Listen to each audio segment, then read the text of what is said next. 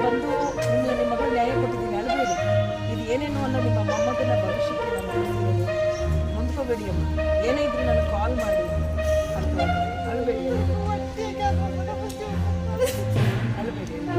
ಅಳಬೇಡಿ.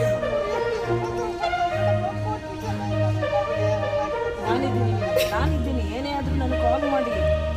ನಿಮ್ಮ ಮಗಳಿಗೆ ಯಾವುದೇ ಥರದ ಅನ್ಯಾಯಕ್ಕೆ ನಾನು ಬಿಡೋದಿಲ್ಲ. ಯಾಕಮ್ಮ ಅಂತೀಯ? ಅಳಬೇಡಮ್ಮ, ಅಳಬೇಡಿ, ಅಳಬೇಡಿ.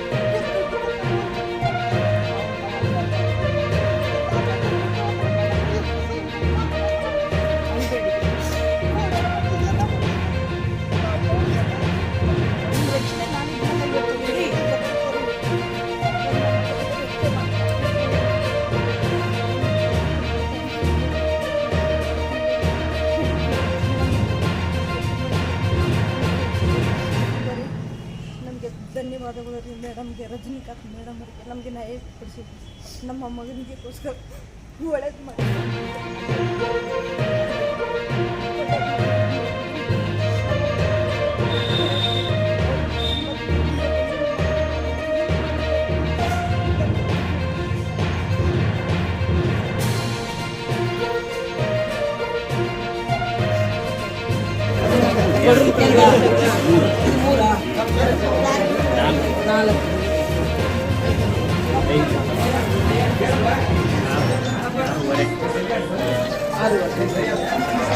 ನೋಡಮ್ಮ ಜೊತೆ ಗಂಡನ ಮನೆ ಮಾತಾಡೋದು ಗೌಡ್ರು ಕೊಡ್ತಾ ಇದ್ದಾರೆ. ಏನು ನಡ್ಕೊಂಡ್ರು ಅದೇ ಥರ ಇವತ್ತು ಕೊಡ್ತಾ ಇದ್ದಾರೆ.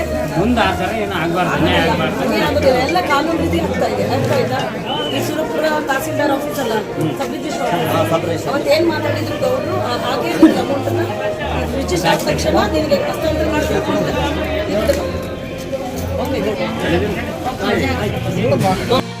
ನಾನು ಇಂದಿನ ಯಾದಗಿರಿ ಜಿಲ್ಲೆಯ ಸುರಪುರದಲ್ಲಿದ್ದೀನಿ. ಕಾರಣ ಏನಂದರೆ 2 ತಿಂಗಳ ಹಿಂದೆ ಜ್ಯೋತಿಯನ್ನು ಹೆಣ್ಮಗಳು ನನಗೆ ಕಾಲ್ ಮಾಡ್ತಾಳೆ.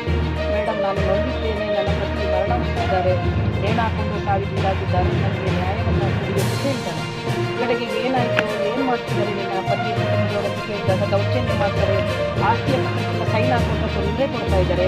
ನನ್ನ ತವ್ರ ಮನೆಯಲ್ಲಿ ನನ್ನ ತಾಯಿ ಆಶ್ರಯ ಕೊಟ್ಟಿದ್ರು, ಅಲ್ಲಿಗೂ ಬಂದು ತೊಂದರೆ ಕೊಡ್ತಾ ಇದ್ದಾರೆ, ನನಗೆ ನ್ಯಾಯವನ್ನು ಕೊಡಿ ಅಂತ ಹೇಳ್ತಾರೆ. ನಾನು ಆ ಕೂಡಲೇ ಅವ್ರಿಗೆ ಕೌನ್ಸಿಲಿಂಗ್ ಆಪ್ತ ಸಮಾಲೋಚನೆಗೆ ಕುಟುಂಬಸ್ಥರಿಗೆ ಬರಕ್ಕೆ ಹೇಳ್ತೀನಿ ಬೆಂಗಳೂರು ಕಚೇರಿಗೆ. ಅವರು ನಾವು ಬರೋದಿಲ್ಲರಿ, ತುಂಬ ದೂರ ಉಂಟು ರೀ, ನಾವು ಬರ್ಲಿಕ್ಕೆ ಆಗೋದಿಲ್ಲರಿ, ನೀವೇ ಬಂದ್ರಿ ಅಂತ ಹೇಳ್ತಾರೆ. ಕಡೆಗೆ ನಾನು ಕೆಂಬಾವಿ ಪೊಲೀಸ್ ಠಾಣೆ ಸರ್, ಅಲ್ಲಿ ಲಿಮಿಟ್ಸಿಗೆ ಬರ್ತೀನಿ. ಕೆಂಬಾವಿ ಏವೂರು ಗ್ರಾಮ, ಸುರಪುರ ತಾಲೂಕು ಏವೂರು ಗ್ರಾಮ, ಕೆಂಬಾವಿ ಪೊಲೀಸ್ ಠಾಣೆಯ ಮುಖಾಂತರ ಸಬ್ ಇನ್ಸ್ಪೆಕ್ಟರ್ ಸಹಕರಿಸ್ತಾರೆ. ಆ ಊರಿಗೆ 2 ತಿಂಗಳಿಂದ ಹೋಗ್ತೀನಿ ನಾನು. 2 ತಿಂಗಳ ಹಿಂದೆ ಹೋದಾಗ ಅವರು ಪೊಲೀಸ್ನವರು ಸಮೇತ ಹಿರಿಯ ಮುಖಂಡರು ಏನಿದ್ದಾರೆ, ಗ್ರಾಮದ ಹಿರಿಯ ಮುಖಂಡರು ಬಸವನಗೌಡ ಪಾಟೀಲ ಅವರ ಜೊತೆಗೂಡ್ತೀನಿ.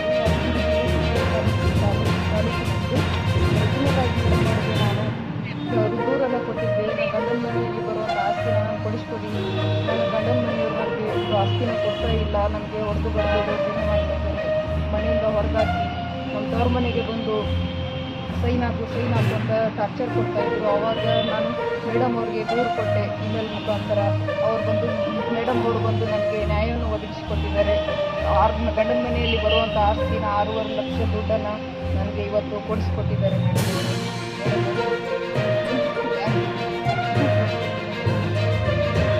ಏನೇ ಇದ್ರೂ ನನಗೆ ಕಾಲ್ ಮಾಡೋದು, ಸರಿಯಾ?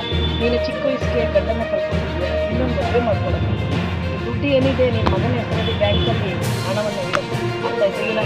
ಇವನ ವಿದ್ಯಾಭ್ಯಾಸಕ್ಕೆ ದಾರಿ ಆಗ್ತದೆ.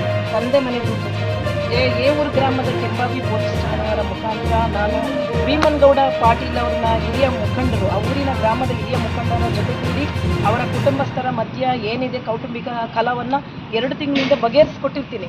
ಕಾನೂನಾತ್ಮಕವಾಗಿ ಹೋದರೆ ಈ ಹುಡುಗ ತಂದೆ ಆಸ್ತಿಗೆ ಬರ್ತಾನೆ, ಕಾನೂನಲ್ಲಿ ನೀವು ಹೋರಾಟ ಕಿಳಿಬೇಕಾಗುತ್ತೆ ಅಂತ ಆಪ್ತ ಸಮಾಲೋಚನೆ ಮೂಲಕ ಕಾನೂನು ಅರಿವಿನ ಮೂಡಿಸಿದಾಗ ಎಚ್ಚೆತ್ಕೊಳ್ತಾರೆ. ಆಯಿತು, ನಾವು 4 ಗೋಡೆ ಮಧ್ಯೆ ಬಗೆಹರಿಸ್ಕೊಡ್ತೀವಿ, ಊರಿನ ಮುಖಂಡರಿದ್ದಾರೆ, ಹುಡುಗಿಯ ತಾಯಿ ಇದ್ದಾಳೆ, ನಾವು ಖಂಡಿತ ನ್ಯಾಯವನ್ನು ನಾನು ಕೊಡ್ತೀನಿ ಆಯಿತು ಅಂತ ಹೇಳಿ ಇವರ ಅತ್ತೆ ಬಂದು ಖಂಡಿತ ನನ್ನ ಸೊಸೆಗೆ ನಾನು ನ್ಯಾಯ ಕೊಡ್ತೀನಿ, ಆಯಿತು ನೀವು ಮುಂದಿನ ತಿಂಗಳು 2 ತಿಂಗಳು ಬಿಟ್ಟು ನೀವು ಬನ್ನಿ, ನಾವು ಆಸ್ತಿ ಏನಿದೆ ಆಸ್ತಿ ಹಣವನ್ನು ಕೊಡ್ತೀನಿ ಅಂತ ಹೇಳಿದರು.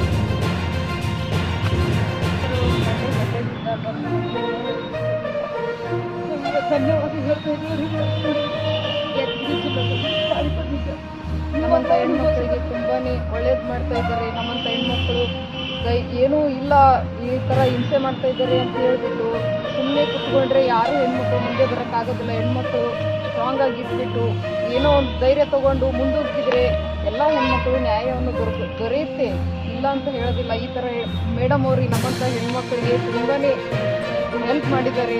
ಮೇಡಮ್ ಅವರಿಗೆ ಎಷ್ಟು ಧನ್ಯವಾದ ಹೇಳಿದರು. ತುಂಬಾ ಸಹಾಯ ಮಾಡಿದ್ದೀರಿ ಮೇಡಮ್.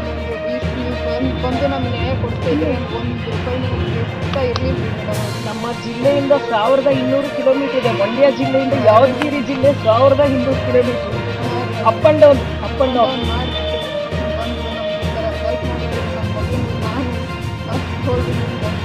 ರೆಡಿಯಾಗಿರ್ತೀನಿ ಮೇಡಮ್. ಆಯ್ತು, ಮತ್ತೆ ಏನಿದ್ರು ಕಾಲ್ ಮಾಡಿ, ನಾನು ಬರ್ತೀನಿ.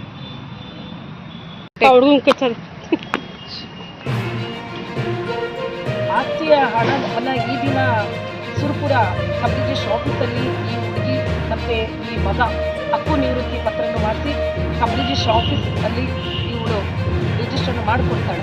ಈ ದಿನ ಇವಳ ಅಮೌಂಟನ್ನು ಈ ಹೆಣ್ಮಕ್ಳಿಗೆ ಹಸ್ತಾಂತರ ಮಾಡ್ತಾ ಇದ್ದೀನಿ. ಗಂಡನ ಮನೆ ದುಡ್ಡು 6.5 ಲಕ್ಷವನ್ನು ನಾನು ಏನು ಮಾತಾಡಿದ್ದೀನಿ ತಿಳಿಸಿದ್ದೀನಿ. ಕೌಟುಂಬಿಕ ಕಲಹಕ್ಕೆ ತೆರೆ ಎಳೆದಿದ್ದೀನಿ.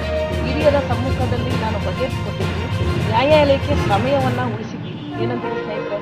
ಧನ್ಯವಾದ. ಮತ್ತೆ ಬರ್ತೀನಿ. ನೀವು ಏನೇ ಇದ್ರೂ ನನಗೆ ಕಾಲ್ ಮಾಡಮ್ಮ. ಅರ್ಥ ಆಯ್ತಾ? ಆಯ್ತು, ಮತ್ತೆ ಬರ್ತೀನಿ. ಓಕೆ, ಅಳಬೇಡಮ್ಮ. ಇನ್ನೊಂದು ಮದುವೆ ಮಾಡಿ, ಇನ್ನೊಂದು ಮದುವೆ ಮಾಡಿ ಚಿಕ್ಕ ವಯಸ್ಸಲ್ಲಿ ವಿಧವೆ ಆಗಿದ್ದಾಳೆ. ಈ ಮಗುವನ್ನು ನೀವು ಓದಿಸಿ, ಈ ತಂದೆ ಹಣವನ್ನು ಈ ಹುಡುಗನ ಹೆಸರಿಗೆ ಡಿಪಾಸಿಟ್ ನೀವು ಮಾಡಿ ಬ್ಯಾಂಕಲ್ಲಿ, ಆಯಿತಾ? ಇವಳಿಗೆ ಇನ್ನೊಂದು ದಾರಿ ಮಾಡಿ. ಚಿಕ್ಕ ವಯಸ್ಸಲ್ಲೇ ಮೂಲೆಗೆ ಕೂತ್ಕೊಳ್ಳೋದು ಬೇಡ. ನೀನು ಕೆಲಸವನ್ನು ಮಾಡಮ್ಮ. ಗಂಡ ಇದ್ದ ಈ ಥರ ಆಯಿತು, ಈಗ ತವ್ರ ಮನೇಲಿ ಆಶೆ ಪಟ್ಟಿದ್ದೀನಿ, ತಾಯಿ ಕೂಲಿ ಹೋಗ್ತಾಳೆ, ಗಂಡನ ಮನೆಗೆ ಈ ಥರ ಆಗಿದೆ ಅಂತ ಆಲೋಚನೆ ಬೇಡ. ಅದನ್ನು ತೆಗೆದು ಒಗೆದು ನೀನು ಕೆಲಸವನ್ನು ಮಾಡು. ಧೈರ್ಯವಾಗಿ ಮುನ್ನುಗ್ಗು. ಈ ಥರ ಮುಖವನ್ನು ಚಿಕ್ಕದು ಮಾಡಿಕೊಂಡು ಅಯ್ಯೋ ಈಗ ಆಗೋಯ್ತು ಅಂತ ಕೂತ್ಕೊಳ್ಳೋದು ಬೇಡ, ಆಯಿತಾ? ನೀನು ಮುಂದೆ ನೀನು ಸ್ಟ್ರಾಂಗ್ ಆಗಬೇಕು. ಹೆಣ್ಮಕ್ಳೇ ಸ್ಟ್ರಾಂಗ್ ಅಲ್ಲ? ಏನು ಹೇಳ್ತೀಯಾ? ಏನಪ್ಪ ಚೆನ್ನಾಗಿ ಗೊತ್ತೀಯಾ? ನಿಮ್ಮ